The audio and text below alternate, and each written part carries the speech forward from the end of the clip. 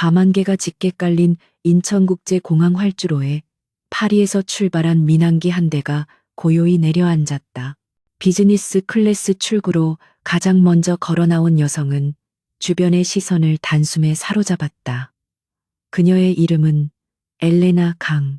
하지만 10년 전 이 땅을 도망치듯 떠날 때 그녀의 이름은 강서연이었다.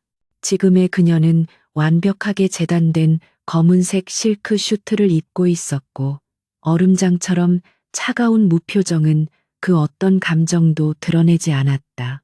그녀의 귀환은 철저히 비밀에 붙여졌다. 서울의 금융가는 에이펙스 파트너스라는 신생 M&A 전문 기업의 아시아 시장 진출 소식으로 떠들썩했지만 그 회사를 이끄는 수수께끼의 대표 엘레나 강에 대해 아는 사람은 아무도 없었다. 그녀는 지난 몇 년간 런던과 뉴욕에서 가장 복잡하고 잔인한 기업 사냥을 성공시키며 그림자 사냥꾼이라는 별명을 얻은 인물이었다. 그리고 지금 그녀의 사냥감이 기다리는 도시로 돌아왔다. 공항을 빠져나온 엘레나는 미리 대기하고 있던 검은색 세단에 올랐다. 차창 밖으로 스쳐 지나가는 서울의 야경은 낯설면서도 고통스럽게 익숙했다. 그녀는 눈을 감았다. 떠오르는 것은 불길에 휩싸인 저택의 모습, 비명을 지르며 자신을 외면하던 가족들의 얼굴, 그리고 그 모든 것을 비웃듯 바라보던 한 소년의 차가운 눈동자였다. 강서연은 그날 밤 죽었다. 오직 복수만을 위해 태어난 엘레나 강만이 살아남았다. 대표님, 강남 파이낸스 센터의 오피스 준비는 완료되었습니다. 내일 오전 10시에 첫 전략회의가 잡혀 있습니다. 조수석에 앉은 비서 데이비드가 간결하게 보고했다. 엘레나는 눈을 뜨지 않은 채 대답했다. 대양그룹 관련 자료는? 데이비드는 태블릿 PC를 켰다. 대양그룹의 차기 핵심 사업인 디바이오 프로젝트 관련 최종 보고서입니다. 현재 그들은 막대한 자금을 투입해 제주도에 대규모 연구 단지 부지를 매입하려 하고 있습니다. 엘레나는 마침내 눈을 떴다. 그녀의 검은 눈동자에는 한치의 흔들림도 없었다. 그 부지, 우리가 가로챈다. 그녀의 목소리는 낮고 단호했다. 데이비드는 놀란 기색을 애써 감췄다. 하지만 대표님, 대양그룹은 이미 해당 부지 소유주와 거의 합의에 이른 것으로 압니다. 지금 끼어드는 것은 전면전을 의미합니다. 엘레나는 입꼬리를 비스듬히 올렸다. 그 미소는 잔인할 정도로 아름다웠다. 전면전? 아니, 이건 학살이야. 그들에게는 인사조차 건넬 시간이 없을 테니까. 다음 날 오전 서울의 심장부인 강남 파이낸스 센터 42층 에이펙스 파트너스 코리아의 사무실은 이미 완벽한 전투 태세를 갖추고 있었다. 거대한 통유리창 너머로 서울 시내가 한눈에 내려다 보였고 그 중심에는 대양그룹의 거대한 본사 건물이 위압적으로 서 있었다. 엘레나는 그 건물을 싸늘하게 응시하며 회의실로 들어섰다. 그녀의 팀은 이미 월스트리트에서 최고의 실력으로 검증된 전문가들로 구성되어 있었다. 오늘부터 우리의 목표는 단 하나, 대양그룹이다. 엘레나가 회의를 시작했다. 스크린에는 대양그룹의 복잡한 지배 구조와 재무 상태가 낱낱이 표시되었다. 1차 목표는 디바이오 프로젝트의 핵심인 제주도 부지 확보다. 대양은 이 프로젝트에 그룹의 사활을 걸었다. 우리는 그들의 숨통을 정확히 조준할 것이다. 그녀는 대양그룹의 약점을 하나하나 짚어냈다. 그것은 단순한 재무 분석이 아니었다.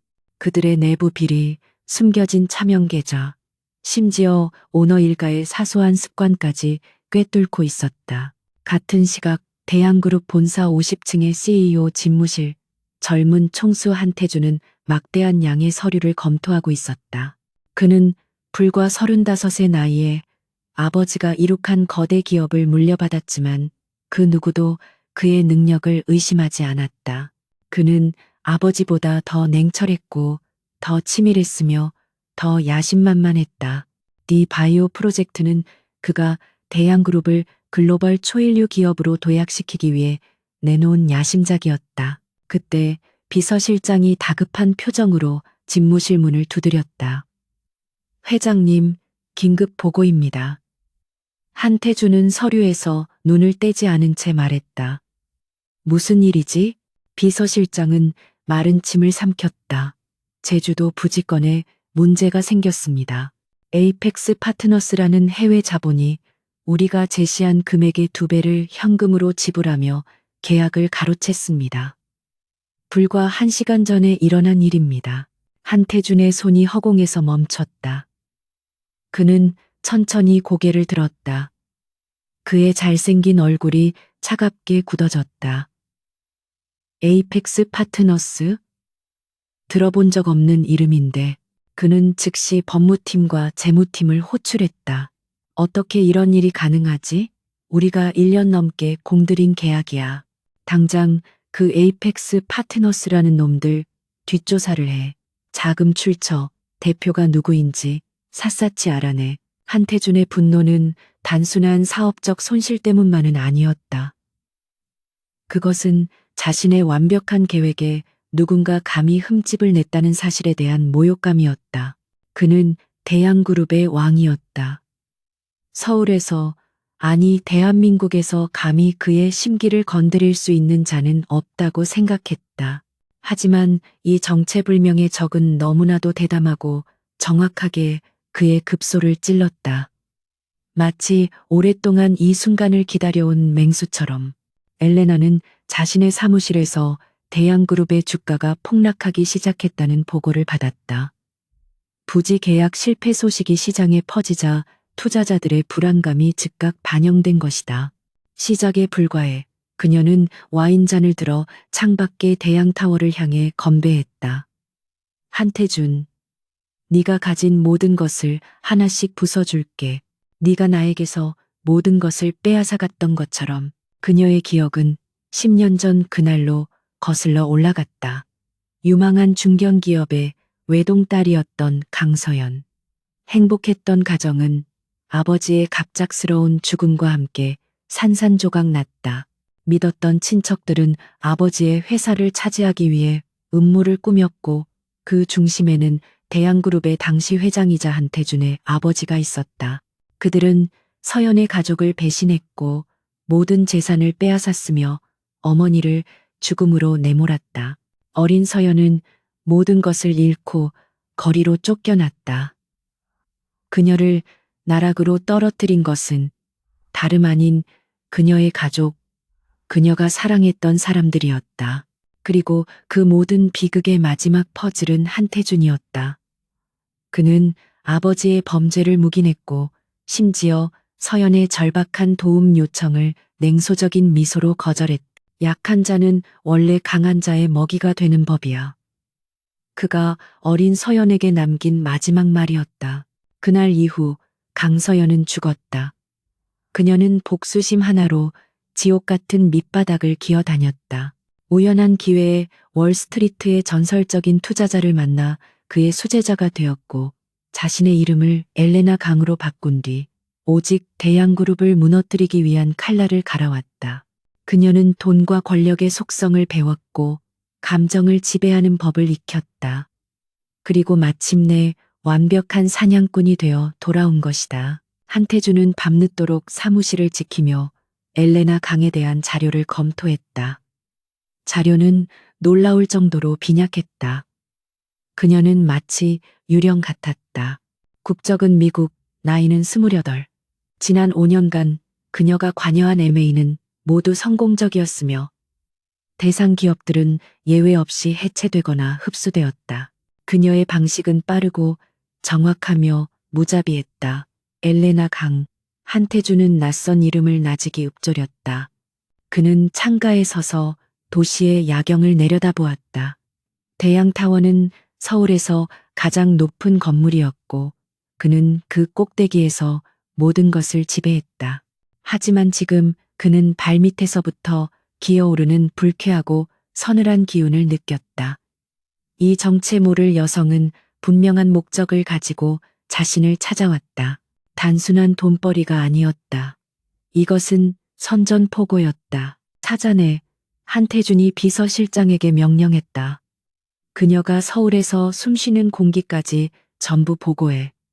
그녀가 원하는 게 뭔지, 그녀의 약점이 뭔지 알아내야겠어. 감히 내 영역에 발을 들인 대가를 치르게 해주지. 그의 눈빛이 사납게 빛났다.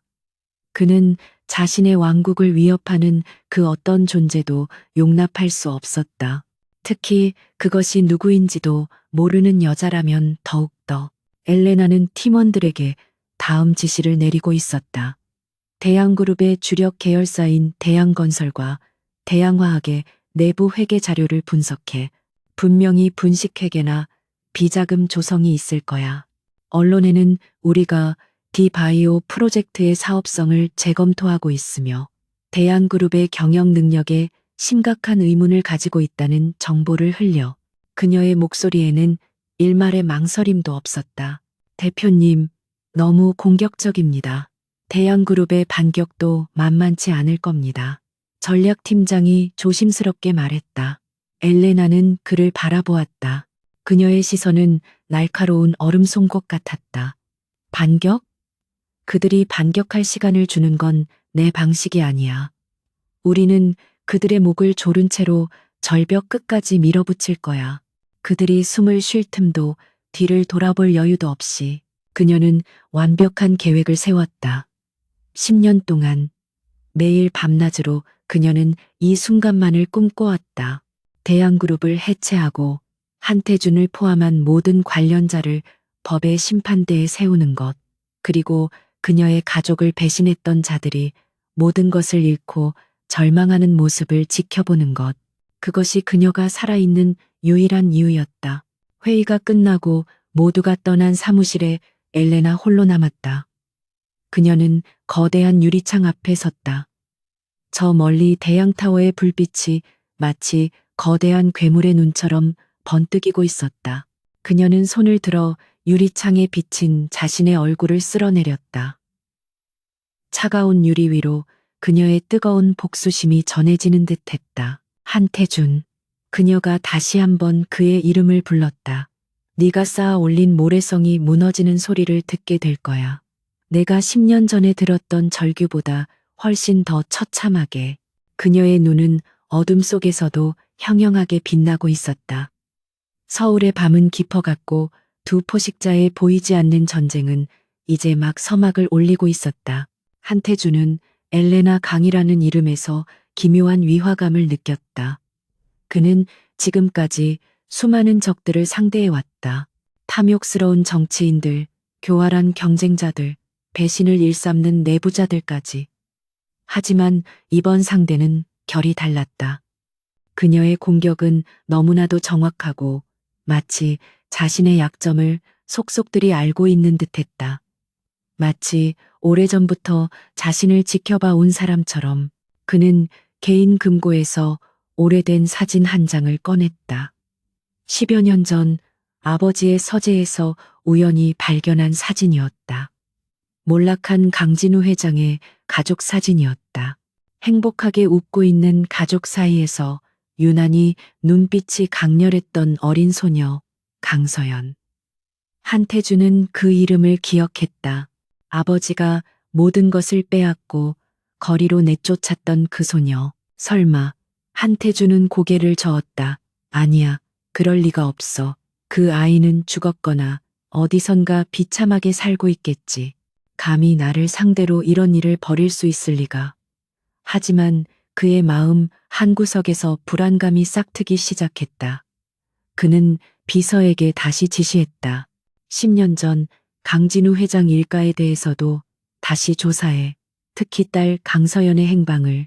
그의 직감은 틀린 적이 없었다. 이번에도 마찬가지였다. 그는 자신이 거대한 폭풍의 눈으로 걸어 들어가고 있음을 본능적으로 느꼈다. 그리고 그 폭풍의 중심에는 엘레나 강이라는 유령처럼 돌아온 한 여자가 있었다. 그는 알 수 없는 흥분과 함께 전율을 느꼈다. 드디어 자신과 겨룰 만한 상대를 만난 것일까. 엘레나는 호텔 스위트룸에서 서울의 야경을 내려다보고 있었다. 그녀의 손에는 깨진 액자가 들려 있었다. 10년 전 불타는 저택에서 유일하게 건진 가족 사진이었다. 그녀는 사진 속 행복했던 자신의 모습을 손가락으로 쓸어보았다. 아버지, 어머니, 이제 곧 끝나요. 당신들의 억울함을, 내 고통을 그들이 1000배, 10,000배로 돌려받게 될 거예요. 그녀는 액자를 내려놓고 다시 얼음처럼 차가운 가면을 썼다. 내일부터는 더 치열한 싸움이 기다리고 있었다. 그녀는 한태준이 자신을 추적하기 시작했음을 알았다. 그것 또한 그녀의 계획 일부였다. 그가 자신에게 집중할수록 그녀가 파놓은 함정에 더 깊이 빠져들게 될 터였다. 복수는 이제 막 시작되었을 뿐이다. 제주도 부지 계약 실패의 여파는 예상보다 거셌다. 대양그룹의 주가는 연일 하락세를 면치 못했고 야심차게 추진하던 디바이오 프로젝트는 첫 삽을 뜨기도 전에 좌초될 위기에 처했다. 한태준은 비상 경영 체제를 선포하고 내부 단속에 나섰지만 보이지 않는 적의 공격은 이제부터가 시작이었다. 엘레나 강은 대양이라는 거대한 성을 무너뜨리기 위해 가장 약한 고리부터 공략하기 시작했다. 그녀의 두 번째 목표는 대양그룹의 여론을 장악하는 것이었다. 에이펙스 파트너스는 디바이오 프로젝트의 사업성에 대한 심층 분석 보고서를 익명으로 유력 경제지에 흘렸다. 보고서의 내용은 충격적이었다. 대양그룹이 제시한 장밋빛 전망과는 달리 프로젝트의 기술적 실현 가능성이 현저히 낮으며 막대한 자금 투입에도 불구하고 수익성은 불투명하다는 것이 골자였다. 이 보고서는 즉각 시장의 폭탄이 되었다. 가뜩이나 부지 확보 실패로 불안해하던 투자자들은 앞다투어 주식을 매도하기 시작했다. 한태준 회장의 경영 능력에 대한 근본적인 의문이라는 자극적인 헤드라인이 신문 일면을 장식했다. 한태준은 긴급 기자회견을 열어 근거 없는 음해라고 반박했지만 한번 무너진 신뢰는 쉽게 회복되지 않았다. 엘레나는 사무실에서 실시간으로 대양그룹의 주가 그래프가 곤두박질치는 것을 지켜보고 있었다. 그녀의 입가에는 싸늘한 미소가 걸려 있었다. 이것은 단순한 주가 조작이 아니었다. 10년 전 한태준의 아버지가 아버지를 매장시킬 때 썼던 방식 그대로였다. 언론을 이용해 신뢰를 무너뜨리고 투자자들을 공포에 몰아넣어 스스로 무너지게 만드는 것. 그녀는 그들에게서 배운 기술을 그대로 돌려주고 있었다. 한태준은 경로했다. 그는 자신의 사무실에서 값비싼 도자기를 집어던졌다. 도대체 그 보고서는 어디서 나온 거야? 내부 정보가 유출된 게 분명해. 당장 색출해. 그의 수하들은 며칠 밤낮으로 내부 감사를 실시했지만 정보 유출의 흔적을 찾을 수 없었다. 엘레나의 팀은 대양의 방화벽을 유령처럼 넘나들며 필요한 정보만 빼낸 뒤 모든 흔적을 지워버렸기 때문이었다. 엘레나는 다음 단계로 넘어갔다. 그녀는 대양그룹의 핵심 계열사인 대양건설이 수주한 대규모 국책 사업에 주목했다. 이 사업은 수조 원대의 자금이 투입되는 프로젝트였고 대양그룹의 주요 수입원 중 하나였다. 엘레나는 이 사업에 검은 비리가 숨어 있음을 직감했다. 그녀는 10년 전 아버지가 몰락할 당시 대양건설이 비슷한 방식으로 경쟁사들을 제치고 사업을 따냈던 것을 기억했다. 그녀의 팀은 대양건설의 하청업체 리스트와 과거 자금 흐름을 샅샅이 뒤졌다. 그리고 마침내 결정적인 증거를 찾아냈다. 대양건설이 유령 회사를 내세워 공사비를 부풀리고 그 비자금으로 정관계 인사들에게 조직적인 로비를 벌인 정황이었다. 엘레나는 이 자료를 야당의 유력 정치인에게 익명으로 제보했다. 그녀는 이것이 한태준 개인을 넘어 대양그룹 전체를 뒤흔들 수 있는 뇌관임을 알았다. 며칠 뒤 국회에서 대양건설의 비자금 스캔들이 터져 나왔다. 검찰은 즉각 수사에 착수했고 대양그룹 본사와 관련자들의 자택에 대한 대대적인 압수수색이 이루어졌다. 한태준은 출국 금지 조치를 당했다. 대양그룹은 창사 이래 최대의 위기에 직면했다. 이 모든 것이 불과 몇 주 만에 일어난 일이었다. 한태준은 이제야 깨달았다. 상대는 단순한 기업 사냥꾼이 아니었다. 그는 엘레나 강이라는 이름을 곱씹었다. 그녀의 공격은 너무나도 치밀하고 잔혹했으며 마치 대양그룹의 가장 아픈 곳만을 골라 찌르는 듯했다. 그는 그녀에 대해 알아내기 위해 모든 정보망을 동원했다. 마침내 미국 월스트리트에서 활동하는 정보 브로커로부터 단편적인 정보를 얻을 수 있었다. 그녀가 지옥 같은 밑바닥에서 기어 올라왔다는 것, 그리고 엄청난 복수심을 품고 있다는 것. 복수? 한태준은 미간을 찌푸렸다. 대체 누구에게? 그때 비서실장이 보고서를 들고 들어왔다. 회장님, 10년 전 강진우 회장의 딸 강서연의 행방을 찾았습니다. 그런데 비서실장은 말을 망설였다. 그런데 뭐지? 한태준이 재촉했다. 공식적인 사망 기록은 없지만 10년 전 마지막으로 목격된 이후 모든 기록이 끊겼습니다. 마치 증발해버린 것처럼 순간 한태준의 머릿속에서 모든 퍼즐이 맞춰졌다. 강서연, 엘레나 강, 이름의 유사성, 복수심, 그리고 대양그룹을 향한 정확한 공격. 그는 온몸에 소름이 돋는 것을 느꼈다. 설마 그 아이가? 그는 10년 전 자신의 사무실에 찾아와 무릎을 꿇고 애원하던 어린 소녀의 얼굴을 떠올렸다. 그 절박하고 원망 가득했던 눈빛을. 그는 냉혹하게 그녀를 외면했었다. 당장 엘레나 강과의 미팅을 잡아 무슨 수를 써서라도. 한태준의 목소리는 다급했다. 그는 직접 확인해야 했다. 자신의 끔찍한 예감이 맞는지. 만약 그녀가 정말 강서연이라면 이것은 단순한 경영권 분쟁이 아니었다. 그것은 과거의 망령이 그의 목을 조르러 돌아온 생사를 건 싸움이었다. 엘레나는 한태준의 미팅 요청을 예상했다는 듯 담담히 받아들였다. 그녀 역시 그와의 대면을 기다리고 있었다. 자신의 복수가 얼마나 효과적이었는지, 그가 얼마나 고통스러워하는지 직접 확인하고 싶었다. 그녀는 그가 자신을 알아보길 바랐다. 그리고 자신이 바로 그가 짓밟았던 어린 소녀임을 깨닫는 순간 그의 얼굴에 떠오를 절망을 상상했다. 약속 장소는 대양그룹 본사 최상층에 위치한 한태준의 개인 집무실이었다. 엘레나는 약속 시간 정각에 도착했다. 그녀는 여전히 완벽한 검은색 슈트 차림이었고 얼굴에는 어떤 감정도 비치지 않았다. 그녀가 집무실 문을 열고 들어섰을 때 한태준은 창밖을 내다보고 서 있었다. 그는 천천히 돌아섰다. 두 사람의 시선이 허공에서 격렬하게 부딪혔다. 한태준은 숨을 삼켰다. 눈앞의 여성은 아름다웠지만 그 아름다움은 날카로운 얼음 조각 같았다. 그리고 그 눈, 깊이를 알 수 없는 심연 같은 검은 눈동자에는 10년 전 그 소녀의 원망이 그대로 담겨 있었다. 그는 애써 태연한 척하며 입을 열었다. 당신이 엘레나 강 대표로군. 만나서 반갑다고 해야 할지 모르겠군. 당신 덕분에 요즘 아주 골치가 아파서. 엘레나는 그의 집무실을 천천히 둘러보았다.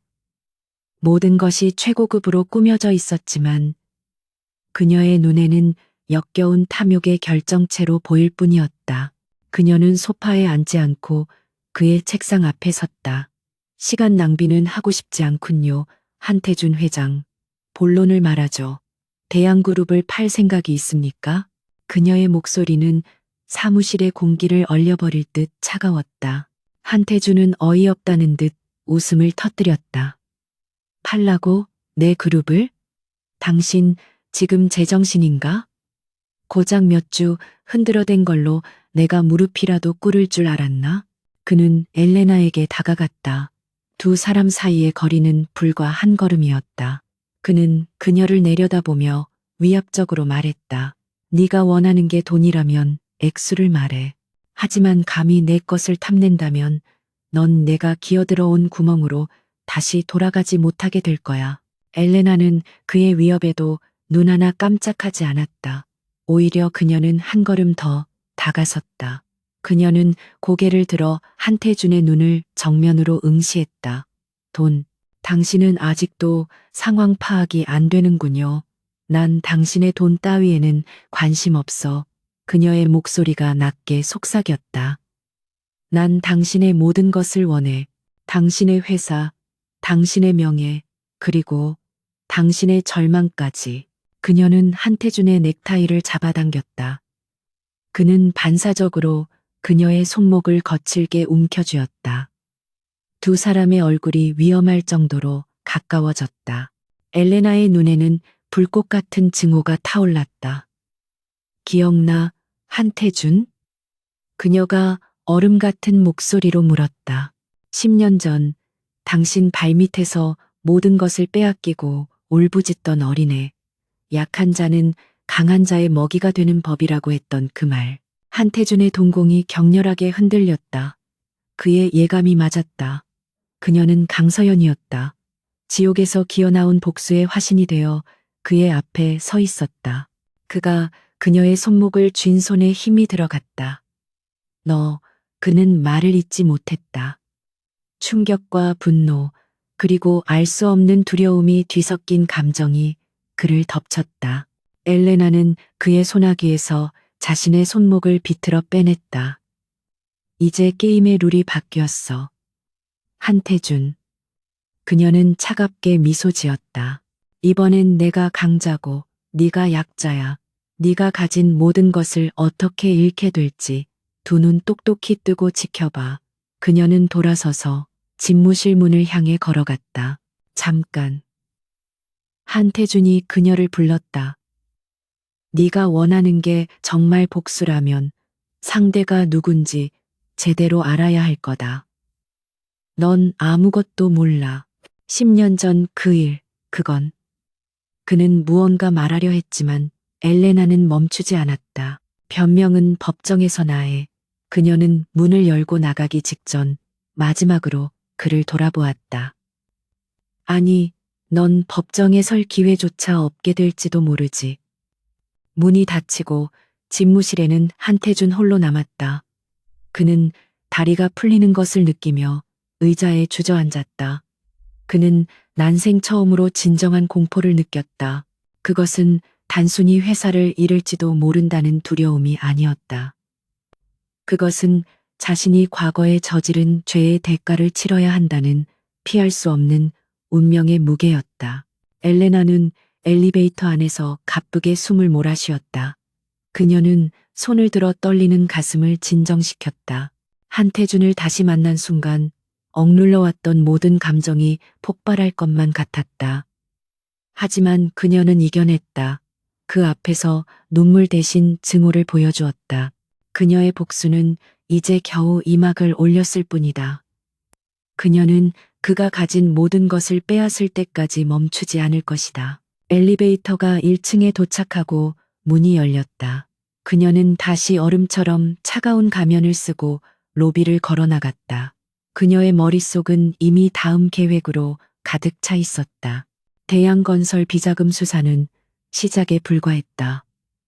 그녀는 한태준의 아버지가 저지른 더러운 비밀들, 그리고 그 비밀에 한태준 역시 연루되어 있다는 증거를 찾아야 했다. 그것만이 그를 완벽하게 무너뜨릴 수 있는 유일한 방법이었다.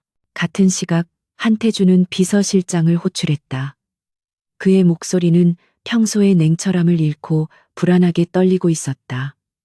당장 10년 전 강진우 회장 사건 자료 전부 가져와.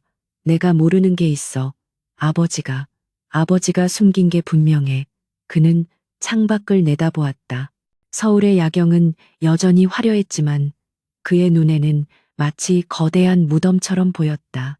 그리고 그는 자신이 그 무덤 속으로 서서히 끌려 들어가고 있음을 직감했다. 검찰 수사의 칼날이 대양그룹의 심장부를 겨누면서 한태준은 사면초가에 몰렸다. 그룹의 주가는 바닥을 모르고 추락했고 협력사들은 등을 돌리기 시작했다. 그가 수십 년간 쌓아 올린 왕국은 엘레나 강이라는 이름의 폭풍 앞에서 모래성처럼 흔들렸다. 이런 절체절명의 위기 속에서 한태준은 자신을 향한 의혹을 정면으로 돌파하기로 결심했다. 그는 대한상공회의소가 주최하는 연례자선 갈라 행사에 참석을 강행했다. 이 행사는 대한민국의 정재계 거물들이 총출동하는 그들만의 견고한 성이었다. 한태준은 이 자리에서 자신의 건재함을 과시하고 흔들리는 동맹들을 다잡아야 했다. 그가 행사장인 그랜드 헤리티지 호텔의 웅장한 연회장의 모습을 드러내자 모든 시선이 그에게로 쏠렸다. 수군거림 속에는 동정보다는 호기심과 경계심이 가득했다. 한태준은 그러나 조금도 위축되지 않은 채 특유의 오만한 미소를 지으며 사람들과 인사를 나눴다. 바로 그때 연회장의 거대한 정문이 다시 열리고 엘레나 강이 들어섰다. 그녀는 마치 암흑 속에서 빚어낸 듯한 짙은 남색 벨벳 드레스를 입고 있었다. 어깨를 드러낸 디자인은 그녀의 차가운 피부를 더욱 돋보이게 했고 목에는 단 하나의 다이아몬드 목걸이가 얼음 조각처럼 빛났다. 그녀의 등장은 한태준의 등장보다 더 큰 파문을 일으켰다. 대양그룹을 나락으로 밀어넣고 있는 장본인이 바로 그 먹잇감이 있는 곳에 제 발로 걸어 들어온 것이다. 두 사람의 시선이 수많은 인파를 뚫고 허공에서 마주쳤다.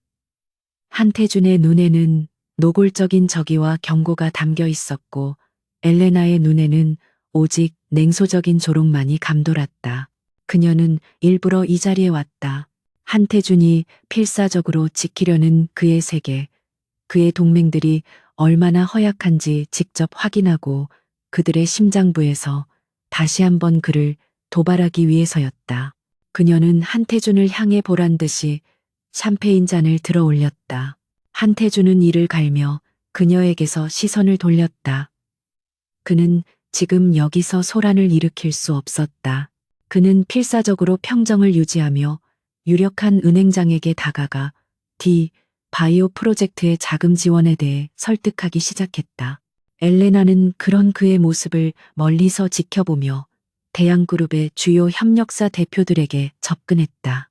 그녀는 그들에게 대양의 몰락 가능성을 은근히 암시하며 새로운 기회를 제안했다. 그녀의 말 한마디 한마디는 한태준이 쌓아 올린 신뢰의 탑을 밑에서부터 갉아먹는 독이었다. 연회가 무르익고 자선 경매가 한창 진행되던 순간이었다. 갑자기 연회장 한쪽 구석에서 비명이 터져 나왔다. 그리고 곧이어 검은 연기와 함께 불이야 하는 외침이 울려 퍼졌다.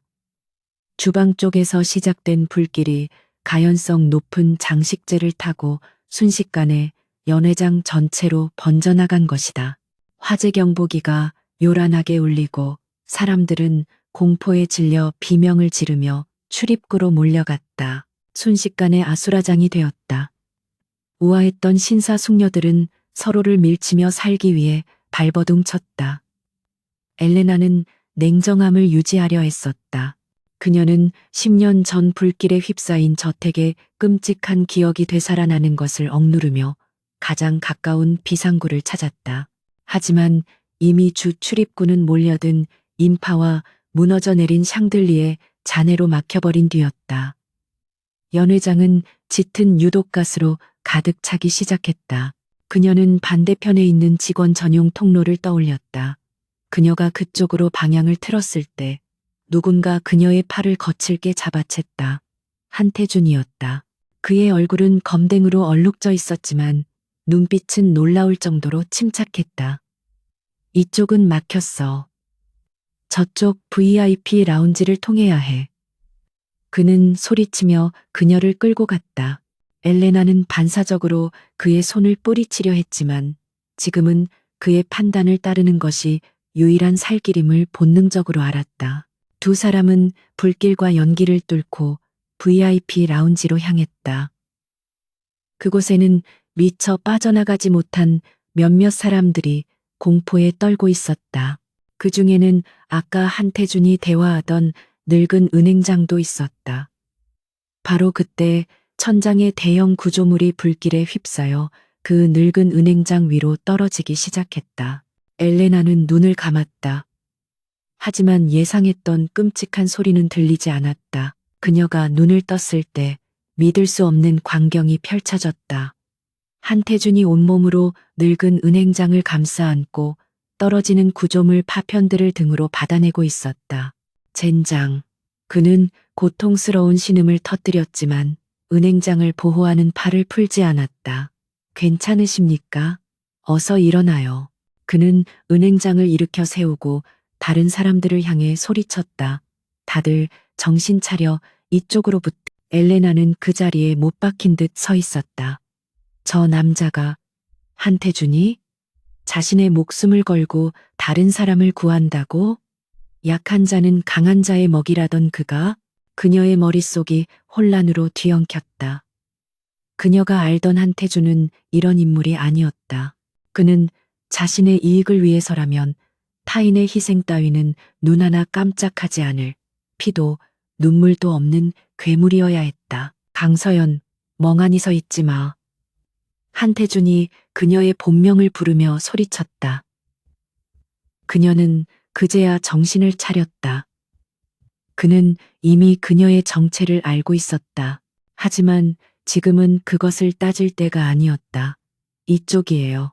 엘레나가 먼저 정신을 수습하고 외쳤다. 이 라운지는 지하 주차장의 서비스 통로와 연결되어 있어요. 구조도를 확인했어요. 그녀는 이 호텔에 오기 전 만일의 사태를 대비해 건물의 구조를 미리 파악해 두었던 것이다. 그녀는 사람들을 이끌고 라운지 뒤편에 숨겨진 문으로 향했다. 한태준은 부상당한 은행장을 부축하며 맨 뒤에서 따랐다. 서비스 통로는 연기로 자욱했지만 아직 불길이 닿지 않은 상태였다. 그들이 좁은 계단을 내려가 지하 주차장으로 통하는 방화문에 거의 다다랐을 때였다. 쿠르릉 하는 굉음과 함께 위층 바닥 일부가 무너져 내리며 통로를 막아버렸다. 설상가상으로 방화문은 고열로 인해 뒤틀렸는지 꼼짝도 하지 않았다. 사람들은 다시 절망에 빠져 울부짖기 시작했다. 망할. 한태준은 욕설을 내뱉으며 뒤틀린 문손잡이를 잡아당겼지만 역부족이었다. 그때 엘레나가 소화전을 발견하고 유리창을 깨부쉈다. 그녀는 소방호스를 푸는 대신 묵직한 강철 소화기 자체를 집어들었다. 비켜요. 그녀는 소화기를 문고리 옆에 잠금 장치에 몇 번이고 세차게 내리쳤다. 하지만 가녀린 그녀의 힘으로는 어림도 없었다. 한태준이 그녀에게서 소화기를 넘겨받았다. 내가 하지. 그는 부상당한 등을 잊은 듯 온 힘을 다해 소화기로 문을 내리쳤다. 쾅, 쾅, 쇳소리가 터널을 울렸다. 그의 재킷 등 부분이 찢어져 피가 배어나오고 있었지만 그는 멈추지 않았다. 엘레나는 이를 악물고 그 모습을 지켜보았다. 증오해야 할 적, 죽여버리고 싶을 만큼 미워해야 할 원수. 그런데 지금 그는 자신을 포함한 모두를 구하기 위해 필사적으로 사투를 벌이고 있었다. 그녀의 완벽했던 복수 계획, 그녀의 견고했던 증오의 성벽에 미세한 균열이 가기 시작했다. 이것은 계획에 없던 일이었다. 마침내 쾅 하는 소리와 함께 잠금 장치가 부서지고 문이 열렸다. 차가운 지하 주차장의 공기가 훅 밀려 들어왔다. 빨리, 한태준이 소리쳤고 사람들은 비틀거리며 주차장으로 쏟아져 나갔다. 엘레나도 그들을 따라 나갔다. 한태준은 마지막까지 뒤에 남아 모두가 빠져나가는 것을 확인하고 나서야 절뚝거리며 걸어 나왔다. 그들은 건물 밖으로 무사히 대피했다. 구급차와 소방차가 요란한 사이렌 소리를 내며 속속 도착했다. 엘레나는 구급대원에게 응급처치를 받으며 몇 미터 떨어진 곳에서 부상당한 등을 치료받고 있는 한태준을 바라보았다. 그는 땀과 검댕으로 범벅이 되었지만 그 순간만큼은 그녀가 기억하던 냉혈한 CEO의 모습이 아니었다. 그는 용감했다. 엘레나는 혼란스러운 시선을 거두고 고개를 숙였다. 아니야, 저건 연기일 뿐이야. 사람들을 구한 영웅 행세를 해서 동정심을 사려는 속셈이겠지. 내가 저런 것에 흔들릴 리가 없어. 그녀는 스스로에게 되뇌었다. 그녀의 복수는 완벽해야 했다. 그 어떤 동정이나 망설임도 용납될 수 없었다. 하지만 그녀의 심장은 배신자처럼 세차게 뛰고 있었다. 그녀가 10년간 쌓아 올린 증오의 방패에 예상치 못한 균열이 생겨버렸다. 한태준 역시 구급대원의 치료를 받으며 엘레나를 힐끔거렸다. 그녀는 그가 예상했던 것보다 훨씬 더 강인했다. 그 혼란 속에서도 침착하게 탈출로를 찾아냈고 두려움에 떠는 대신 소화기를 집어들었다. 그녀는 더 이상 10년 전의 울보 소녀가 아니었다. 훨씬 더 위험하고 훨씬 더 매혹적인 적이 되어 돌아왔다. 그는 등에서 전해오는 통증보다 더 날카로운 무언가가 자신의 심장을 찌르는 것을 느꼈다. 엘레나는 응급처치가 끝나자마자 담요를 벗어던지고 자리에서 일어났다. 그녀는 누구에게도 말없이 혼란스러운 현장을 빠져나갔다. 그녀는 당장 이곳을 벗어나서 자신의 감정을 정리해야 했다. 한태준의 예상치 못한 모습은 그녀의 계획의 가장 큰 변수였다. 복수의 칼날이 무뎌져서는 안 되었다. 그녀는 차가운 밤 공기를 들이마시며 중얼거렸다. 아무것도 변한 건 없어. 그는 여전히 내 원수야. 반드시 파멸시킬 거야. 하지만 그 다짐은 이전만큼 단단하게 들리지 않았다. 호텔 화재 사건은 서울 사교계를 발칵 뒤집어 놓았다. 대양그룹의 한태준 회장이 부상을 입으면서까지 여러 명의 생명을 구했다는 소식은 검찰 수사로 바닥에 떨어졌던 그의 이미지를 순식간에 반전시켰다. 언론은 그를 위기 속의 리더로 묘사하며 찬사를 보냈고 대양그룹의 주가는 기적적으로 하락세를 멈추고 소폭 반등하기 시작했다. 이 모든 것이 엘레나 강희 계획에는 전혀 없던 일이었다. 그녀는 자신의 펜트하우스에서 창밖을 노려보며 와인잔을 3개 움켜쥐었다. 쇼에 불과해.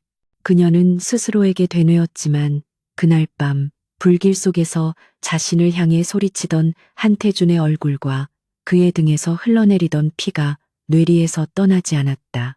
증오로 가득 차 있던 그녀의 마음에 혼란이라는 불순물이 섞여들기 시작했다. 그녀는 이 위험한 감정을 억누르기 위해 더욱더 복수 계획에 몰두했다. 그녀의 다음 목표는 10년 전 아버지의 회사를 헐값에 팔아넘기는 데 동조했던 바로 그 가족들이었다. 아버지의 형제, 즉 그녀의 큰아버지 강만식과 고모 강미숙, 그들은 아버지의 죽음 이후 어린 조카 딸을 배신하고 회사의 지분을 대양그룹에 넘긴 대가로 막대한 부를 챙겼다. 현재 그들은 대양그룹의 주요 협력사이자 하청업체들을 운영하며 기생충처럼 붙어 살고 있었다.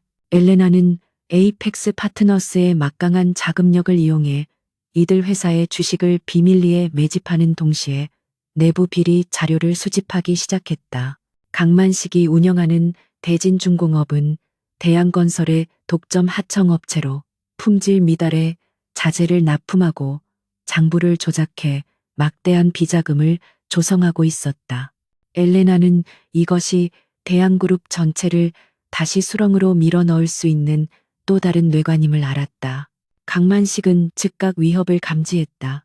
정체불명의 자본이 자신의 회사 주식을 싹쓸이하고 있다는 보고가 올라왔고 동시에 세무당국과 공정거래위원회에서 강도 높은 조사가 시작되었다.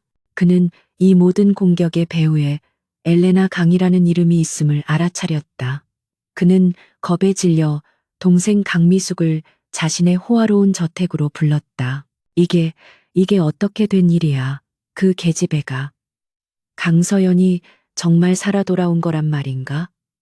강만식은 붉게 충혈된 눈으로 소리쳤다. 그의 탐욕스러운 얼굴은 공포로 일그러져 있었다. 강미숙 역시 창백한 얼굴로 손톱을 물어뜯었다. 오빠, 그럼 어떻게? 10년 전 일까지 다 들추려는 거 아니야? 우리가 유언장을 조작하고 서연이 엄마를 그렇게 만든 것까지. 그녀는 말을 잇지 못하고 몸서리를 쳤. 강만식은 방안을 초조하게 서성였다. 절대 그렇게 둘 수 없어. 그 애가 입을 열면 우린 다 끝장이야. 한태준 그놈도 무사하지 못할 테고, 지금 한 회장도 검찰 수사 때문에 정신이 없을 때야. 우리가 먼저 손을 써야 해. 그의 눈에 악독한 빛이 번뜩였다. 그때처럼 완벽하게 사라지게 만드는 거야. 이번에는 절대 실수가 없어야지. 그들은 자신들의 생존을 위해 10년 전보다 더 끔찍한 음모를 꾸미기 시작했다. 같은 시각 한태준은 병원에서 퇴원하자마자 집무실로 복귀했다. 등의 상처는 아직 아물지 않았지만 그의 마음을 사로잡은 것은 육체의 고통이 아니었다. 강서연. 그는 화재 현장에서 본능적으로 그녀의 본명을 불렀다. 그리고 그녀의 눈에서 스쳐 지나간 깊은 혼란을 목격했다. 그녀가 자신을 증오한다는 것은 의심할 여지가 없었지만 그 증오 밑바닥에는 다른 무언가가 있었다. 그는 비서실장에게 10년 전 강진우 회장 일가에 몰락과 관련된 모든 자료를 다시 가져오라고 지시했다. 하지만 공식적인 보고서들은 하나같이 아버지가 합법적인 MA를 진행했다는 내용뿐이었다. 한태준은 무언가 미심쩍음을 느꼈다. 그는 아버지가 자신조차 믿지 못하고 숨겨둔 비밀 자료가 있을 것이라 직감했다. 그는 깊은 밤 아무도 모르게 선친의 개인 서재에 있는 비밀 금고로 향했다. 복잡한 인증 절차를 거쳐 묵직한 강철문이 열리자 그 안에는 수많은 서류와 하드디스크가 보관되어 있었다. 한태준은 강진우라는 이름표가 붙은 낡은 서류철을 찾아냈다. 그리고 그 안의 내용을 확인하는 순간 그는 숨이 멎는 듯 했다. 서류에는 그의 아버지가 강서연의 친척들, 즉 강만식 일당과 주고받은 비밀이면 계약서가 들어 있었다. 강만식이 먼저 아버지에게 접근해 자신이 동생의 회사를 장악할 수 있게 도와주면 지분 전체를 헐값에 넘기겠다고 제안한 내용이었다. 그들은 강진우 회장의 유언장을 조작하고 회사의 자금을 빼돌려 고의로 부도를 냈던 것이다. 한태준의 아버지는 이 모든 사실을 알고 있었다. 그는 범죄의 주동자는 아니었지만 그들의 범죄를 묵인하고 이용해 자신의 이익을 극대화한 공범이자 방관자였다. 그는 강만식 일당의 약점을 손에 쥐고 그들을 대양그룹의 하청업체로 묶어두며 평생 이용해왔던 것이다. 한태준은 아버지의 냉혹함에 치를 떨었지만 동시에 강서연을 향한 진실을 깨달았다. 서연이는 모든 것을 내가 우리 아버지가 꾸민 일이라고 생각하고 있어. 그는 중얼거렸다. 그녀의 복수는 처음부터 타깃이 절반은 빗나간 것이었다. 물론 그의 아버지가 결백한 것은 아니었지만 그녀의 가족을 직접 나락으로 떨어뜨리고 배신한 주범은 따로 있었다. 바로 그녀가 피를 나눈 친척들이었다. 서류철 가장 밑에는 또 다른 봉투가 있었다. 거기에는 강서연의 이름으로 된 해외 신탁 계좌 서류가 들어 있었다.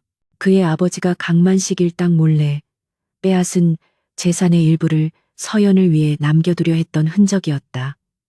하지만 그 돈은 결국 전달되지 못했다. 강만식이 중간에서 가로챘거나 아버지가 미처 실행에 옮기기 전에 사망했을 것이다. 한태준은 복잡한 심경에 휩싸였다. 그는 아버지를 경멸했지만 동시에 아버지 역시 마지막 순간에는 일말의 죄책감을 느꼈을지도 모른다고 생각했다. 그리고 이 모든 진실을 모른 채 오직 대양그룹만을 향해 복수의 칼날을 휘두르고 있는 강서연이 떠올랐다. 그녀는 지금 자신이 가장 증오해야 할 적들의 손에 놀아나고 있는 것일지도 몰랐다. 바로 그때 엘레나는 대진중공업에 대한 결정타를 날릴 준비를 하고 있었다. 그녀는 대진중공업의 비자금 내역과 자재 비리 증거를 확보하고 이것을 언론에 터뜨릴 타이밍을 재고 있었다. 이 자료가 공개되면 강만식은 물론 관리 감독의 책임을 물어 한태준에게도 치명타가 될 터였다. 그녀는 자신의 숙부에게 복수하는 동시에 한태준을 끌어내릴 수 있는 일석이조의 계략이었다. 그녀가 공격을 실행하기 직전 그녀의 사무실로 익명의 소포가 배달되었다. 소포 안에는 낡은 서류철 사본 하나와 음성 파일이 담긴 USB가 들어있었다. 서류는 바로 한태준이 아버지의 금고에서 발견한 이면 계약서 사본이었다. 그리고 음성 파일에는 10년 전 강만식이 한태준의 아버지를 찾아와 자신의 동생을 배신하는 모의를 하는 내용이 생생하게 담겨 있었다. 엘레나는 떨리는 손으로 서류를 읽어내려갔다. 그녀의 얼굴이 하얗게 질려갔다. 배신자는 한태준의 아버지가 아니었다. 물론 그도 악인이었지만 자신과 어머니를 지옥으로 밀어넣은 것은 아버지의 장례식장에서 슬픈 척 연기하던 큰아버지 강만식이었다. 그녀는 USB를 재생했다. 귀에 익은 큰아버지의 목소리가 흘러나왔다. 강 회장님, 내 동생 놈은 이미 끝났습니다. 어차피 망할 회사 회장님께서 걷어주십시오. 그 대가로 저는 제 조카 서연이 목까지 전부 드리겠습니다. 그 애는 아직 어리니 아무것도 모를 겁니다. 쨍그랑 엘레나가 들고 있던 유리잔이 바닥에 떨어져 산산조각 났다. 그녀의 완벽했던 복수의 세계가 무너져 내렸다. 그녀가 10년간 증오해온 대상이 그녀의 복수가 근본부터 잘못되었다는 것을 깨달았다. 그녀는 바닥에 주저앉아 숨을 헐떡였다. 그렇다면 한태준은? 그는 왜 이걸 나에게 보냈을까? 동정? 아니면 그녀가 극심한 혼란에 빠져 있을 때 그녀의 비서 데이비드가 다급하게 뛰어들어왔다. 대표님, 큰일 났습니다. 강만식 대진중공업 회장이 대표님을 살해하라고 청부업자를 고용한 정황이 포착되었습니다. 강만식은 엘레나가 모든 것을 알게 되기 전에 그리고 한태준이 자신을 버리기 전에 먼저 선수를 쳤던 것이다. 그들은 코너에 몰리자 가장 극단적인 방법을 선택했다. 엘레나는 자신이 두 개의 적, 아니 어쩌면 세 개의 적 사이에 끼어 있음을 깨달았다. 자신을 죽이려는 친척들, 진실을 숨긴 채 자신을 이용한 대항그룹의 과거, 그리고 이제는 알 수 없는 의도로 자신에게 진실을 보낸 한태준까지. 그녀의 복수는 이제 더 이상 단순한 파괴가 될 수 없었다. 그것은 너무나도 복잡하게 얽혀버린 진실을 파헤치는 더 위험한 싸움으로 변해가고 있었다. 서류와 녹음 파일에 담긴 진실은 강서연이 엘레나 강이라는 인격을 쌓아 올린 10년의 기반을 통째로 무너뜨리는 거대한 망치였다. 분노, 배신감, 고통. 모든 감정은 그대로였지만 이제 그 화살은 방향을 잃었다. 그녀가 죽도록 증오하며 파멸시키려 했던 원수는 거대한 그림의 일부에 불과했다. 그녀의 아버지 등에 처음 칼을 꽂은 진짜 적은 다름 아닌 그녀의 피부치였다. 강만식, 강미숙. 그녀는 그 이름들을 되뇌며 이를 갈았다. 역겨움이 목구멍까지 차올랐다. 그들은 단순히 재산을 빼앗은 것이 아니었다.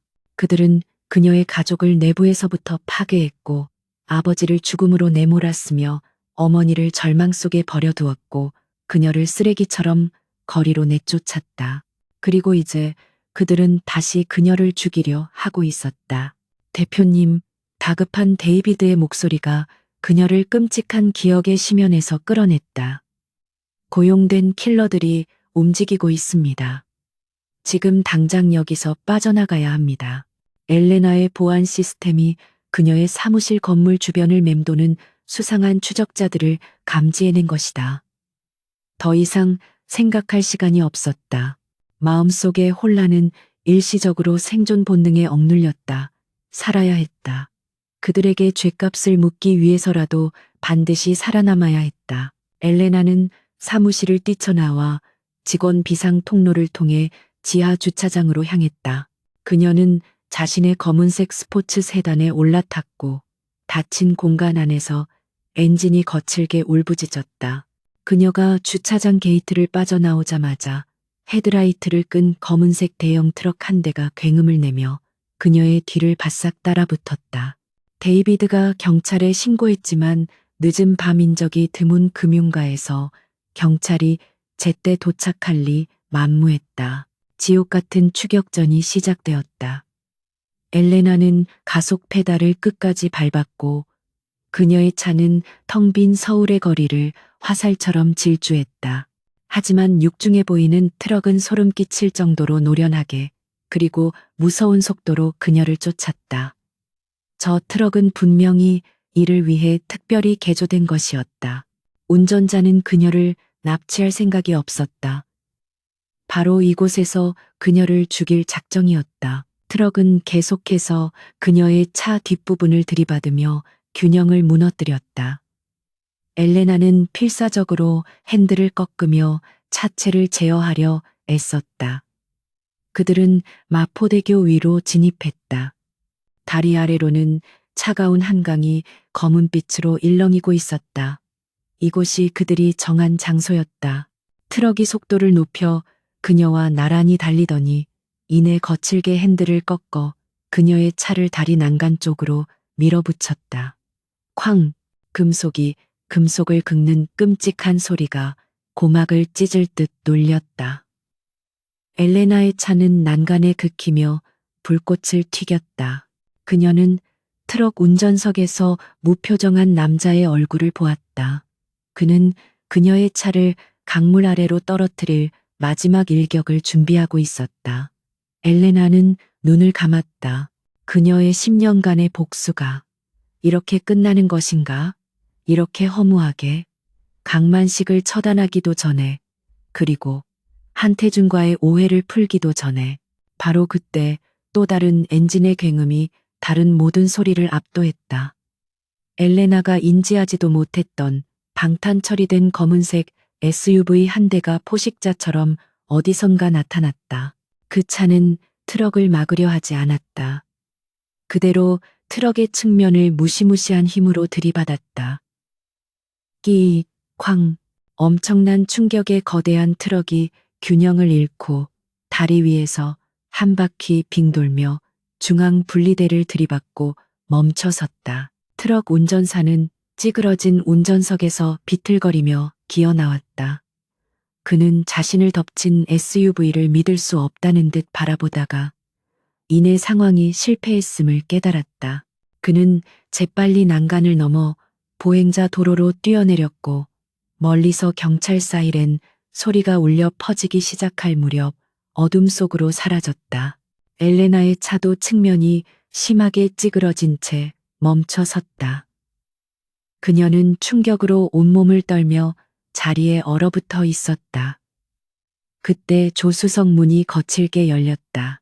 얼굴은 창백했지만 눈빛만은 칼처럼 날카로운 한태준이 몸을 들이밀어 그녀의 안전벨트를 풀었다. 차에서 내려 빨리. 그 역시 다친 듯 했다. 방금 전의 충격으로 이마가 찢어져 피가 흐르고 있었다. 당신이. 엘레나는 말을 잇지 못했다. 그가 자신을 미행하고 있었다. 그가 알고 있었다. 그가 자신의 목숨을 구했다. 놈들이 다시 올 거야. 한태준이 그녀의 말을 잘랐다. 그의 목소리는 다급했다. 병원으로 갈 수 없어. 당신 집도 안 돼. 이미 위치가 노출됐으니까. 그는 망가진 차에서 그녀를 끌어내다시피 했다. 거의 반쯤 안아 올려 자신의 SUV로 그녀를 옮겼다. 그는 그녀를 조수석에 밀어넣고 자신도 운전석에 올라타 가속 페달을 밟았다. 첫 번째 경찰차가 현장에 도착하기 불과 몇 초 전이었다. SUV는 밤의 어둠 속을 질주하며 서울 도심을 벗어났다. 엘레나는 침묵에 잠겨 있었다.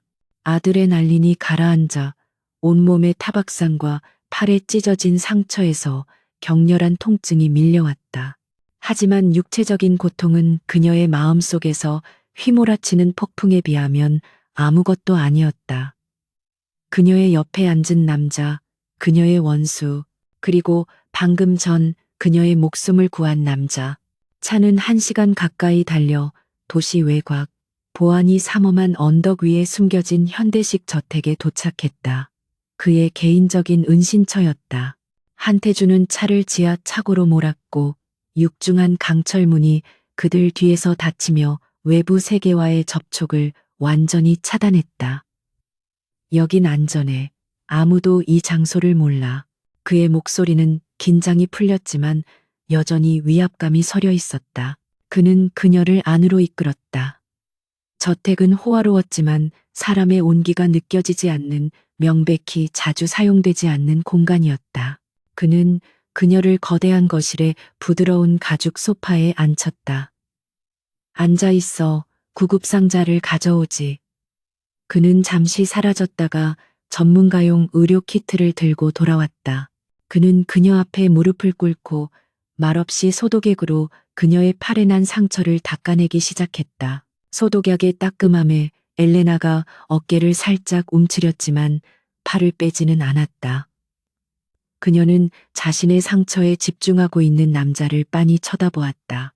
거대한 그룹을 지휘하던 그 손, 그녀의 가족을 파멸로 이끌었다고 믿었던 그 더러운 손이 지금은 놀라울 정도로 조심스럽게 그녀를 치료하고 있었다.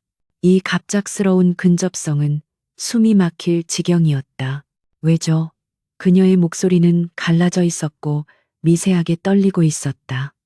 더 이상 엘레나 강이 얼음 같은 목소리가 아니었다. 그것은 강서연의 목소리였다. 한태준이 고개를 들었다.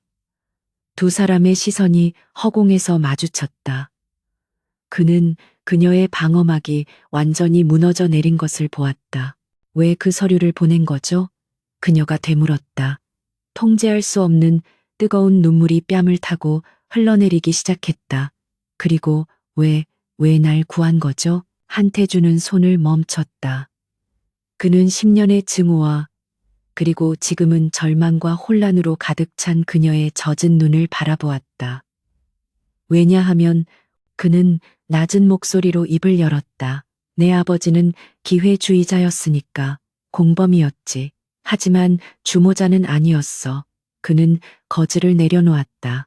그리고 당신이 믿든 안 믿든 난 내 아버지가 아니니까. 그는 자리에서 일어나 그녀에게 등을 돌린 채 창가로 걸어갔다. 당신에게 그 서류를 보냈을 때 강만식이 어떻게 나올지 알았어. 그가 당신을 살려둘 리 없다는 걸. 그래서 당신을 보호하기 위해 사람을 붙였던 거고. 보호라고요? 엘레나는 울음인지 웃음인지 모를 소리를 냈다. 내 원수들로부터요? 아니면 당신으로부터요? 그들 모두로부터. 그가 맹렬한 눈빛으로 돌아보며 말했다. 서연 씨, 당신의 복수는 처음부터 타깃이 잘못됐어. 당신의 진짜 원수는 당신의 가족이었어. 내 아버지가 그들을 이용했던 것처럼 그들도 당신을 이용한 거야. 그것이 방아쇠가 되었다. 잔인한 진실. 자신이 10년 동안 증오를 불태우며 망가뜨리려 했던 대상이 어쩌면 자신과 같은 피해자였을지도 모른다는 사실. 그녀가 10년간 쌓아 올린 모든 것, 그녀의 정체성, 그녀의 증오가, 모든 것이 한순간에 무너져 내렸다. 그녀는 소파에 몸을 기댄 채 두 손에 얼굴을 묻었다. 그리고 마침내 10년 만에 처음으로 자신의 원수 앞에서 어린아이처럼 소리내어 울기 시작했다. 한태주는 그저 바라보았다. 그녀의 절규는 그의 예상보다 훨씬 더 깊고 고통스러웠다.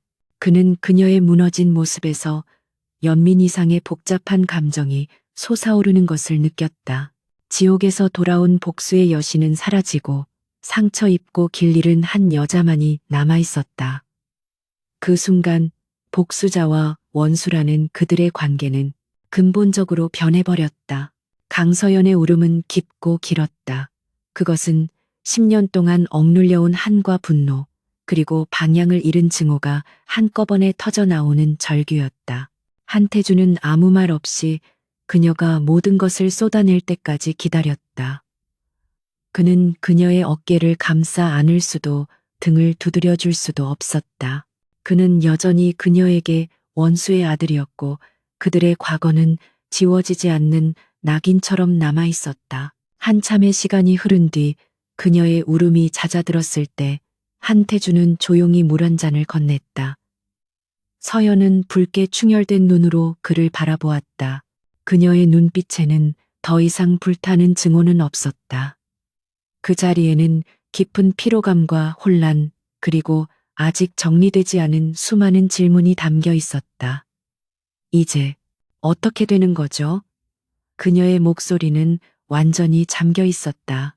한태주는 그녀의 맞은 편 소파에 앉았다. 두 사람 사이에는 무거운 침묵이 흘렀다. 진실을 말하지. 그가 먼저 입을 열었다. 당신이 알아야 할 모든 것, 그리고 내가 알고 있는 모든 것. 그는 아버지 한 회장이 강만식의 배신을 어떻게 이용했는지, 강진우 회사의 자산을 헐값에 인수하는 과정에서 어떤 법적, 도덕적 결함이 있었는지 숨김없이 털어놓았다. 아버지는 주범이 아니었지만 공범이었소. 탐욕스러운 기회주의자였지. 그의 목소리는 차분했지만 자신의 아버지를 향한 경멸이 묻어났다. 난 그 당시엔 너무 어렸고 아버지의 그늘 아래서 아무것도 몰랐어. 당신이 날 찾아왔을 때 난 그저 아버지가 합법적인 MA를 했다고만 믿었지. 당신의 절박함을 무시했어. 그는 고개를 숙였다. 그것은 사과였다. 10년 만에 뒤늦은 고백이었다. 내가 회장이 된 후 아버지의 비밀 금고를 열어보고서야 모든 진실을 알게 됐어. 강만식 일당이 당신 가족에게 무슨 짓을 했는지, 그리고 아버지가 그걸 어떻게 묵인했는지. 그는 서류를 가리켰다. 난 대양그룹을 바로잡고 싶었소. 강만식처럼 그룹에 기생하는 부패 세력들을 쳐내려 했지. 하지만 그들의 뿌리는 생각보다 깊었고 내 아버지의 약점을 쥐고 있었어. 내 싸움도 쉽지 않았다는 뜻이오. 서연은 말없이 그의 고백을 들었다. 한태준 역시 자신만의 싸움을 해왔다는 것, 그 역시 아버지의 죄과를 짊어지고 있었다는 것을 깨달았다. 그녀의 복수는 너무나도 단순했다. 한태준 대양그룹 원수. 하지만 현실은 그보다 훨씬 더 복잡하고 추악했다. 그녀의 진짜 원수는 그녀의 피부치였고 그녀가 죽이려 했던 남자는 그 원수들과 싸우고 있었다. 그럼 날 구한 것도 이 서류를 보낸 것도 그저 당신의 싸움을 위해서였나요? 날 이용하려 한 거? 서연이 날카롭게 물었다. 그녀는 아직 그를 완전히 믿을 수 없었다. 한태주는 고개를 저었다. 아니, 처음엔 그랬을지도 모르지. 당신의 공격이 강만식을 견제하는데 도움이 될 거라 생각했으니까. 하지만 당신이 정말 강서연이라는 걸 알았을 때, 그리고 당신이 그날 호텔 화재 속에서 보여준 모습을 봤을 때 모든 게 달라졌어. 그의 시선이 흔들렸다. 난 적어도 내 아버지가 저지른 죄에 대한 최소한의 책임을 지고 싶었소. 당신이 진실을 알아야 한다고 생각했어. 강만식이 당신을 죽이게 내버려 둘 순 없었으니까. 이건 속죄일지도 모르지. 그의 진심이 느껴졌지만 서연은 쉽게 마음을 열 수 없었다. 그녀가 10년간 갈아온 칼날의 방향을 바꾸기엔 너무 많은 시간이 흘렀다. 바로 그때 한태준의 비서실장으로부터 긴급 연락이 왔다. 한태준이 스피커폰으로 연결하자 다급한 목소리가 흘러나왔다. 회장님, 강만식 회장이 움직이기 시작했습니다. 그가 긴급 이사회를 소집하고 회장님에 대한 불신임만을 상정하려 합니다. 서연은 눈을 크게 떴다. 강만식의 반격이 시작된 것이다.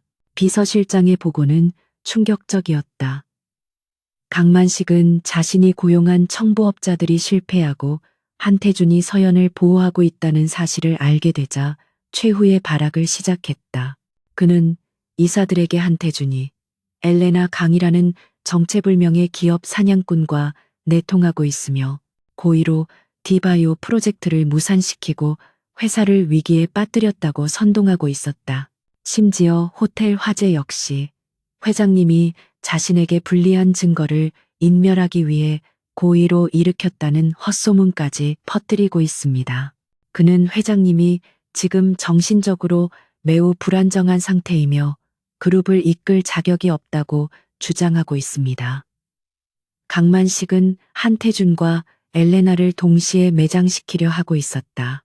그가 모든 죄를 두 사람에게 뒤집어 씌우고 대양그룹의 경영권을 찬탈하려는 속셈이었다. 한태준은 주먹을 불끈 쥐었다.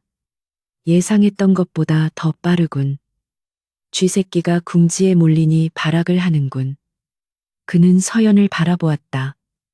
그들의 눈빛이 마주쳤다. 이제 상황은 명확해졌다. 그들의 적은 공동의 적이 되었다. 강만식, 그를 쓰러뜨리지 않으면 서연은 살인 미수의 위협에서 벗어날 수 없고 한태준은 모든 것을 잃고 범죄자 누명까지 쓰게 될 판이었다. 어쩔 수 없는 동맹이군. 한태준이 쓴웃음을 지으며 말했다. 서연은 고개를 끄덕였다. 증오와 복수심은 잠시 접어두어야 했다. 지금은 생존과 정의를 위한 싸움이었다. 그의 계획은 뭐죠? 이사회만 장악한다고 그룹이 넘어가진 않을 텐데요. 그녀는 즉시 엘레나 강이 냉철한 전략가 모드로 돌아왔다. 긴급 주주총회. 한태준이 즉답했다. 이사회에서 나를 해임하고 곧바로 주주총회를 열어 자신의 사람을 CEO 대행으로 앉힐 계획이겠지. 그렇게 시간을 버는 동안 대양건설과 대진중공업의 비자금 장부를 모두 폐기하고 해외로 도주할 준비를 할 거야. 그는 이미 강만식의 수를 읽고 있었다. 서연이 일어섰다. 그녀의 눈빛은 다시 얼음처럼 차가워졌지만 그 대상은 한태준이 아니었다. 주주총회까지 시간이 얼마나 남았죠? 이사회가 통과되면 법적으로 최소 2주 후에 소집할 수 있어. 2주, 시간이 없군요. 그녀는 방안을 서성이다 멈춰섰다. 당신이 가진 것과 내가 가진 것을 합쳐야 해요. 지금 당장 그 순간 10년간의 원수였던 두 사람이 하나의 팀이 되었다. 어색하고 불안정하며 서로에 대한 불신이 여전히 남아있는 동맹이었다. 하지만 그들에게는 다른 선택지가 없었다. 한태준은 자신의 권한으로 대양그룹 내부의 충성스러운 감사팀을 비밀리에 가동시켰다. 그의 목표는 대양건설과 강만식의 대진중공업 사이의 모든 거래 내역을 다시 샅샅이 뒤지는 것이었다. 강만식은 분명 이중 장부를 가지고 있을 거요. 나는 그 원본을 찾아야 해.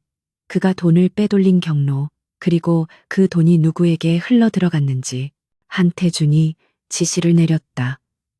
그는 또한 자신을 지지하는 이사들과 물밑에서 접촉하며 강만식의 거짓 선동에 넘어가지 않도록 설득 작업에 들어갔다.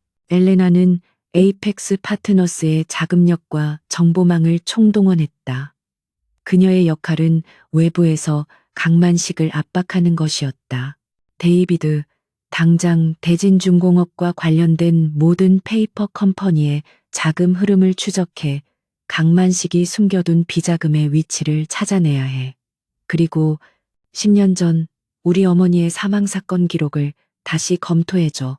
단순 사고가 아닐 가능성이 높아. 그녀는 또한 대양그룹의 지분 구조를 분석하기 시작했다. 강만식이 주주총회에서 이기려면 얼마나 많은 지분이 필요한 거죠? 한태준이 대답했다. 그는 자신과 우호 지분을 합쳐 약 20%를 가지고 있어. 내 지분은 30%. 나머지 50%는 기관 투자자들과 소액 주주들이지. 결국 캐스팅 보트는 그들이 쥐고 있어. 그럼 우리의 목표는 두 가지군요. 서연이 결론 내렸다. 첫째, 주주총회가 열리기 전에 강만식이 살인교사 및 횡령을 저질렀다는 돌이킬 수 없는 증거를 찾아내 법의 심판대에 세우는 것. 둘째, 만약의 사태에 대비해 기관 투자자들을 설득할 명분을 만드는 것. 그녀의 전략적 사고는 한치의 흐트러짐도 없었다. 안전 가옥의 거실은 순식간에 전쟁 지휘 본부로 변했다. 두 사람은 밤을 새워가며 자료를 검토하고 화상회의를 통해 각자의 팀에게 지시를 내렸다. 과거의 원수라는 사실이 믿기지 않을 정도로 그들의 호흡은 놀랍게도 잘 맞았다. 한태준의 내부 권력과 정보력, 그리고 엘레나의 외부 자금력과 치밀한 분석력이 결합되자 거대한 시너지가 발생하기 시작했다. 서연은 강만식이 숨겨둔 페이퍼 컴퍼니 중 하나가 조세 피난처에 거액의 자금을 이체한 내역을 포착했다. 이 돈이에요. 그가 청부업자에게 지불한 돈, 그리고 도주 자금일 거예요. 그녀가 노트북 화면을 한태준에게 돌렸다. 한태준 역시 감사팀으로부터 대진중공업이 납품한 불량 자재에 대한 내부 고발 자료를 막 입수한 참이었다. 이 자료라면 그를 이사회에서 끌어내릴 수 있어. 하지만 그를 완전히 끝장내기엔 부족해. 살인 교사 혐의를 입증할 결정적 한 방이 필요해. 한태준이 미간을 찌푸렸다. 서연은 창밖을 바라보았다. 동이 트기 시작하고 있었다. 결정적 한 방. 그건 강만식이 직접 말하게 만들어야죠. 그가 가장 신뢰하는 사람 앞에서 그녀의 눈이 차갑게 빛났다. 그녀는 고모 강미숙을 떠올리고 있었다. 안전가옥의 새벽 공기는 얼음장처럼 차가웠지만 두 사람의 머릿속은 그 어느 때보다 뜨겁게 타오르고 있었다. 강서연, 아니, 엘레나의 제안은 위험했지만 가장 확실한 방법이었다. 강만식의 동생이자 서연의 고모인 강미숙. 그녀는 오빠인 강만식의 범죄에 깊숙이 연루되어 있었지만 그와 달리 탐욕보다는 두려움이 더 큰 인물이었다. 그녀는 이 모든 비밀이 탄로났을 때 닥칠 파국을 강만식보다 훨씬 더 두려워하고 있었다. 강미숙은 우리 계획의 가장 약한 골이에요. 서연이 차가운 목소리로 말했다. 그녀는 강만식을 두려워하지만 동시에 자신이 모든 것을 잃게 될까봐 전전긍긍하고 있죠. 우리가 그녀에게 안전한 퇴로를 열어주는 척 접근해야 해요. 강만식을 배신하면 그녀의 죄는 덮어주겠다고. 한태준은 그녀의 계획에 동의했다. 내 사람을 붙여 두 사람의 만남을 주선하겠소. 그리고 모든 것을 기록해야 하오. 강만식의 살인교사 혐의를 입증할 결정적인 자백이 필요해. 작전은 신속하게 실행되었다. 한태준 측은 강미숙에게 비밀리에 접촉해 한태준 회장이 그녀의 모든 비리를 눈감아주는 조건으로 엘레나 강과의 독대를 제안했다. 강미숙은 함정일지도 모른다는 생각에 두려워했지만 이미 자신의 모든 불법 자금 흐름이 막히고 있다는 것을 깨닫고는 지푸라기라도 잡는 심정으로 제안을 수락했다. 약속 장소는 한적한 호텔의 스위트룸이었다. 서연은 약속 시간보다 먼저 도착해 방 안의 모든 것을 점검했다. 모든 대화는 녹음되고 다른 방에서는 한태준의 팀이 실시간으로 상황을 지켜보고 있었다. 잠시 후 강미숙이 창백한 얼굴로 방에 들어섰다. 그녀는 10년 만에 마주한 조카의 얼굴을 알아보지 못했다. 그녀 앞에는 그저 엘레나 강이라는 무자비한 기업 사냥꾼이 앉아있을 뿐이었다. 앉으시죠. 강미숙 씨. 서연이 차가운 목소리로 말했다. 강미숙은 겁에 질린 채 소파 끝에 간신히 걸터 앉았다. 당신이 원하는 게 뭐예요? 한 회장은 날 용서해 준다고.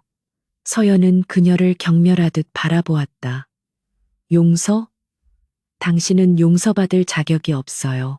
하지만 난 당신에게 거래를 제안하러 왔어요. 당신 오빠 강만식의 모든 것을 내놓는다면 당신이 빼돌린 재산의 일부는 눈 감아 줄 수 있죠. 강미숙의 눈이 흔들렸다. 오빠, 오빠의 무엇을요? 서연은 자리에서 일어나 그녀에게 다가갔다. 그리고 그녀의 귓가에 얼음 같은 목소리로 속삭였다. 10년 전 당신들이 우리 아버지를 어떻게 죽였는지, 그리고 우리 어머니를 어떻게 사고로 위장해 살해했는지, 전부 다. 그 순간 강미숙의 얼굴에서 핏기가 완전히 가셨다. 너는. 그녀는 그제야 눈앞의 여자가 누구인지 깨달았다. 서연이, 내 이름을 함부로 부르지 마. 서연이 소리쳤다. 그녀는 억눌렀던 분노를 터뜨리며 강미숙의 멱살을 잡았다. 당신들이 어떻게 나한테 이럴 수 있어? 당신들은 내 가족이었잖아. 강미숙은 공포에 질려 울부짖기 시작했다. 아니야, 난 그러고 싶지 않았어. 다 오빠가 시킨 일이야. 유원장도, 내 엄마 일도, 다 강만식이. 그녀의 자백이 터져 나왔다. 오빠는 내 엄마가 모든 걸 알게 될까봐 두려워했어. 그래서 브레이크에 손을 댔던 거야. 이번에도 마찬가지야. 네가 살아 돌아온 걸 알고 날더러 널 유인하라고. 이번에야말로 네 숨통을 끊어버릴 거라고. 강미숙은 바닥에 주저앉아 통곡했다. 10년 동안 그녀를 짓눌러 왔던 공포와 죄책감이 한꺼번에 폭발한 것이다. 서연은 떨리는 손을 거두고 뒷걸음질 쳤다. 어머니의 죽음이 사고가 아니었다는 끔찍한 진실이 확인되는 순간이었다. 모든 증거는 확보되었다. 다음 날 대양그룹 본사 대회의실에서 긴급 이사회가 소집되었다. 강만식은 의기양양한 표정으로 회의장에 들어섰다. 그는 이미 몇몇 이사들을 포섭해 한태준의 회의만을 통과시킬 준비를 마친 상태였다. 여러분, 한태준 회장은 엘레나 강이라는 정체불명의 사기꾼과 결탁하여 그룹을 위기에 빠뜨렸습니다. 심지어 호텔 방화라는 끔찍한 범죄까지 저질렀습니다. 이런 자에게 더 이상 그룹을 맡길 수 없습니다. 강만식이 열변을 토하는 순간 회의실 문이 열리고 한태준이 들어섰다. 그의 얼굴은 차가웠지만 눈빛은 승리를 확신하고 있었다. 강만식 씨, 연극은 그만하시죠. 그가 나직이 말했다. 강만식이 당황하며 소리쳤다. 한태준, 넌 이미 해임됐어. 여기가 어디라고? 아직 해임안은 통과되지 않았습니다. 한태준이 그의 말을 잘랐다. 그리고 오늘 이 자리에 특별한 손님을 모셨습니다.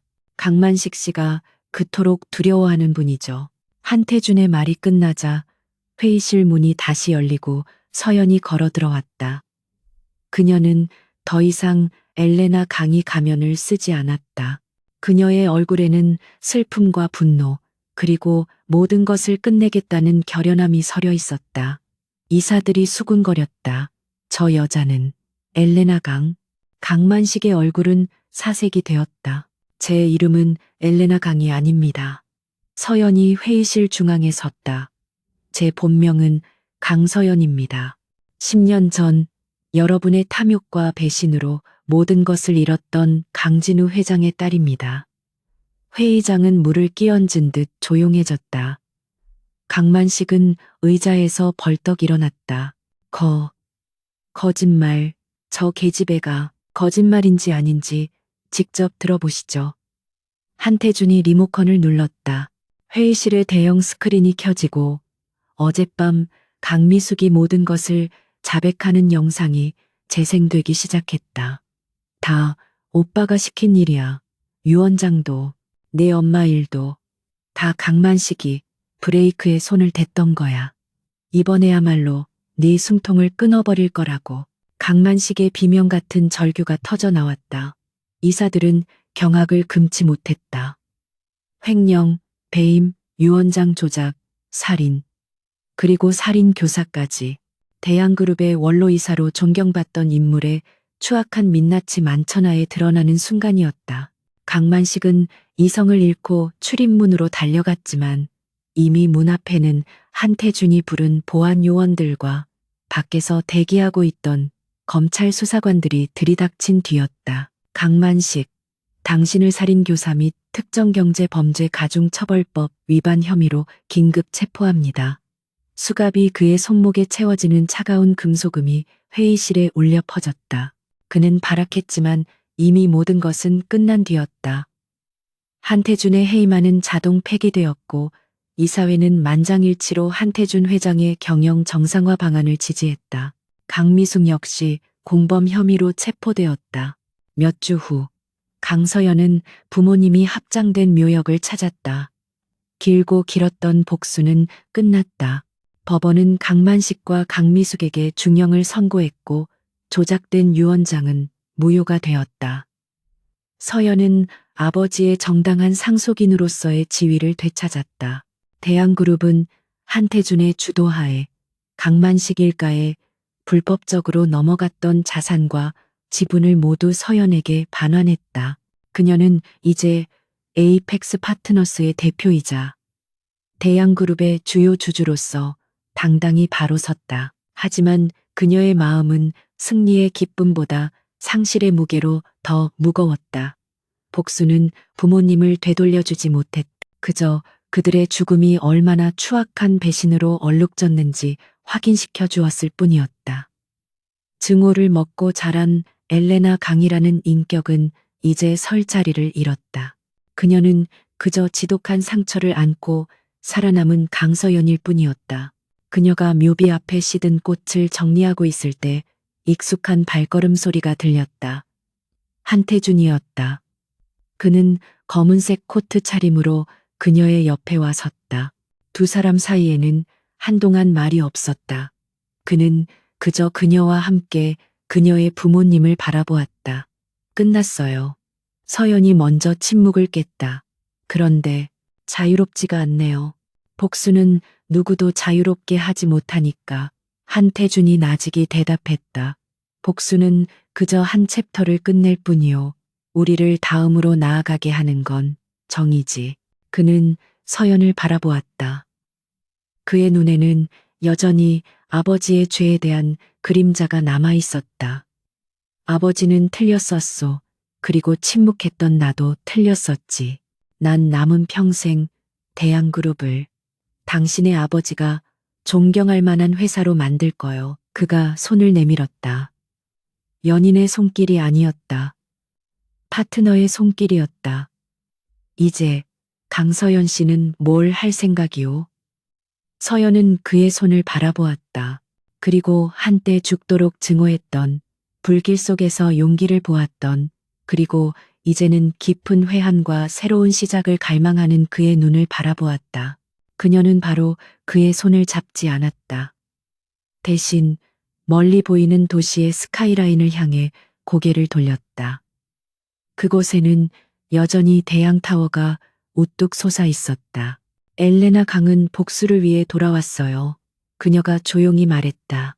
하지만 강서연은 이제 다시 살아가는 법을 배워야 해요. 그리고 어쩌면 용서하는 법도. 그녀는 차가운 공기를 깊게 들이마셨다. 10년 만에 처음으로 제 냄새가 나지 않는 신선한 공기였다. 그녀는 과거를 뒤로하고 앞으로 한 걸음을 내디뎠다. 한태준도 그녀의 옆에서 나란히 걷기 시작했다. 그들 앞의 길은 불확실했고 그들의 관계는 아직 정의되지 않았지만 적어도 10년 만에 처음으로 그 길은 증오가 아닌 다른 무언가로 시작되고 있었다. 그것은 분명한 시작이었다.